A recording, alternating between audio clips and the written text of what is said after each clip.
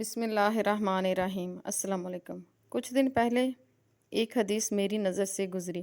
اس میں آپ صلی اللہ علیہ وسلم کے اخلاق حسنہ کا جو واقعہ بیان کیا گیا تھا، اس سے دیکھ کر میری آنکھیں بھر آئیں، اور آپ بھی سنیں۔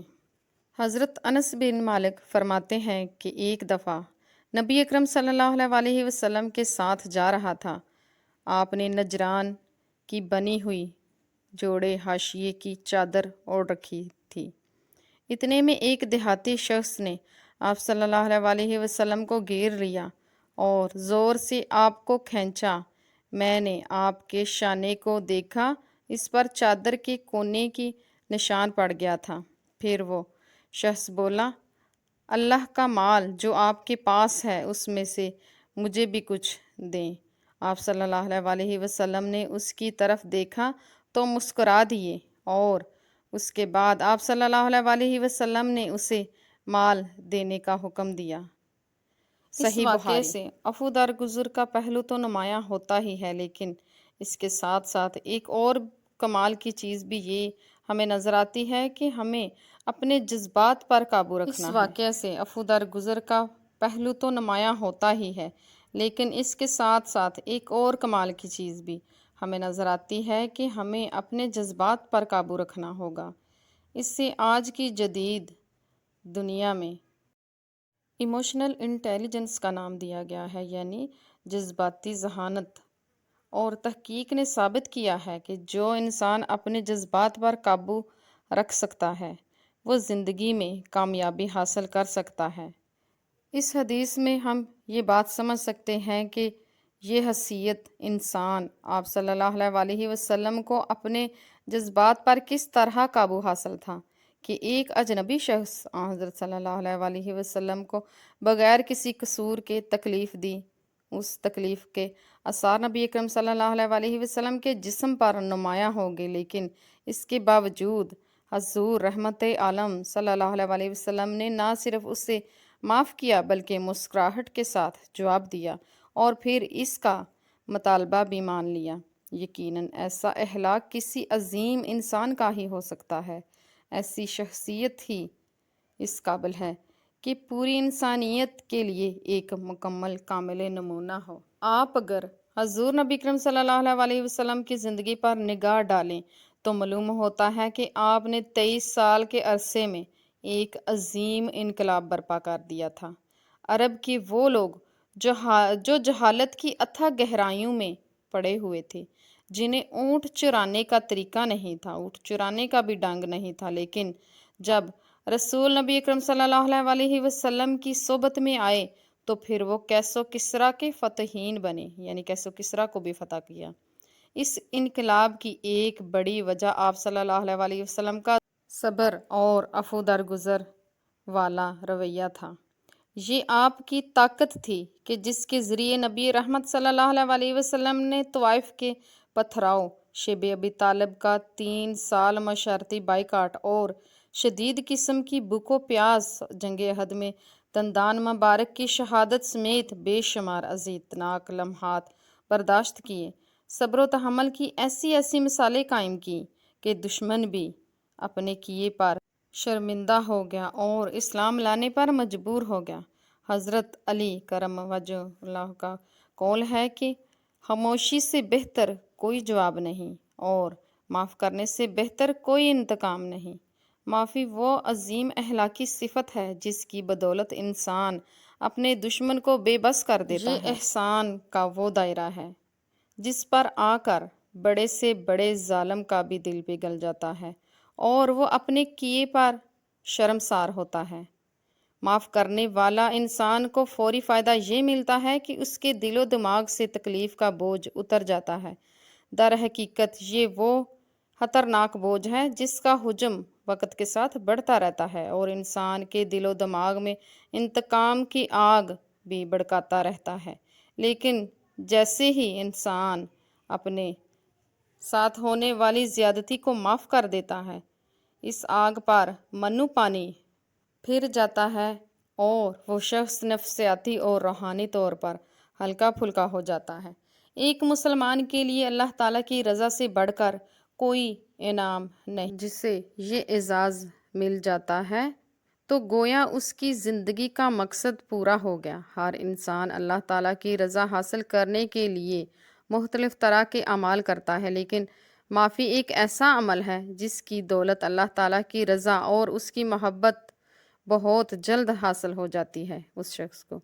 اس بارے میں اللہ تعالیٰ خود ارشاد فرماتے ہیں، جو غصہ پینے والے اور لوگوں سے درگزر کرنے والے ہیں، اللہ تعالیٰ ان نیکوکاروں سے محبت فرماتے ہیں۔ سورہ العمران آیت نمبر 134۔ اور جب دونوں جہان کے مالک کسی سے محبت کرتا ہے تو فرشتے بھی اس سے محبت کرتے ہیں اور لوگوں کے دلوں میں اس کے لیے محبت قبولیت رکھ دی جاتی ہے۔ آپ صلی اللہ علیہ وسلم نے فرمایا، شک اللہ تعالیٰ جس کسی بندے سے محبت کرتا ہے تو جبرائیل علیہ السلام کو بلاتا ہے اور فرماتا ہے، میں فلاں بندے سے محبت کرتا ہوں، تو بھی اس سے محبت کر۔ پھر جبرائیل علیہ السلام اس سے محبت کرتے ہیں اور آسمان میں منادی کرتے ہیں کہ اللہ تعالیٰ فلاں سے محبت کرتے ہیں، فلاں سے محبت کرتے ہیں اور تم بھی اس سے محبت کرو۔ پھر آسمان والے فرشتے اس سے محبت کرتے ہیں۔ اس کے بعد زمین والوں کے دلوں میں بھی وہ مقبول ہو جاتا ہے۔ صحیح مسلم۔ معاف کرنے کا دوسرا فائدہ یہ ہے کہ انسان اللہ تعالیٰ کی رحمت کا مستحق بن جاتا ہے۔ آپ صلی اللہ علیہ وسلم نے ایک حدیث میں ارشاد فرمایا، رحم کرنے والوں پر رحم کرتا ہے، تم لوگوں زمین والوں پر رحم کرو، آسمان والا تم پر رحم کرے گا۔ 19-24۔ معاف کرنے کا تیسرا فائدہ یہ ہے کہ اس سے انسان کی عزت گھٹتی نہیں بلکہ بڑھ جاتی ہے۔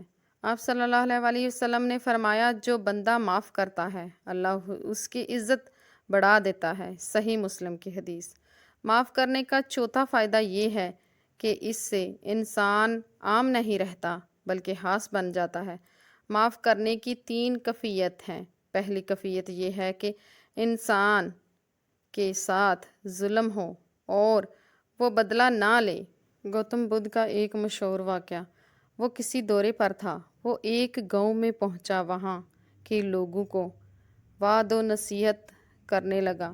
وہ انہیں صبر و تحمل کا درس دیتے ہوئے کہہ رہا تھا کہ غصہ آگ ہے جو نہ صرف دوسروں کو جلا دیتی ہے بلکہ خود غصہ کرنے والا بھی اس کی لپیٹ میں آ جاتا ہے، لہٰذا غصے کو کم کریں اور تحمل سے کام لیں۔ وہیں ایک غصیالہ شخص بھی بیٹھا ہوا تھا، اس نے جب گوتم بدھ سے یہ الفاظ سنے تو اٹھا، اونچی آواز میں بولا، میں نے اس جیسی منافقانہ باتیں بہت سنی ہیں، تم اپنی ذات کے لیے بات کو پھیلا رہے ہو اور گاؤں والوں کو گمراہ کر رہے ہو، تمہیں شرم نہیں آتی؟ اس شخص کا غصہ بڑھا جا رہا تھا، اس نے انتہائی توہین آمیز سلوک کا مظاہرہ کیا، لیکن گوتم بدھ نے کوئی جواب نہیں دیا۔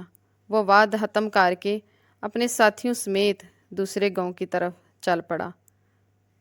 گھر آنے کے بعد جو غصے والا شخص تھا اسے اس کا ضمیر ملامت کرنے لگا۔ وہ جلدی سے اٹھا، اسی جگہ پہنچا جہاں گوتم بدھ نے اور وعد کرنا تھا، لیکن وہ وہاں سے بھی جا چکا تھا۔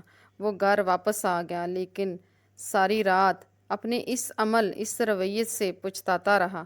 اگلی صبح سورج نکلتے ہی وہ اس کی تلاش میں نکل پڑا۔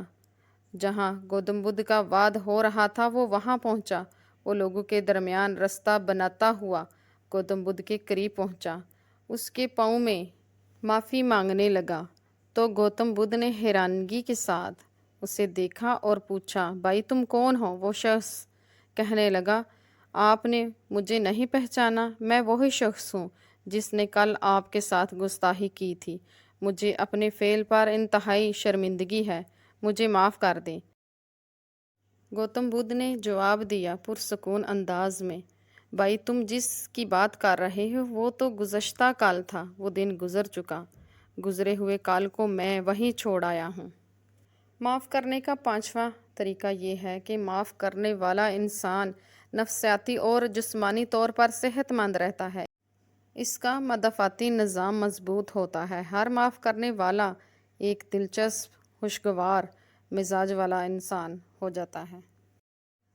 رسول پاک صلی اللہ علیہ وسلم کی مبارک زندگی سے عفو درگزر، رحم، کرم، محبت، شفقت اور پیار ہی نظر آتا ہے۔ آپ نے پوری زندگی میں کبھی کسی سے ذاتی انتقام نہیں لیا، کسی پر ہاتھ نہیں اٹھایا، کسی کو برا بھلا نہیں کہا۔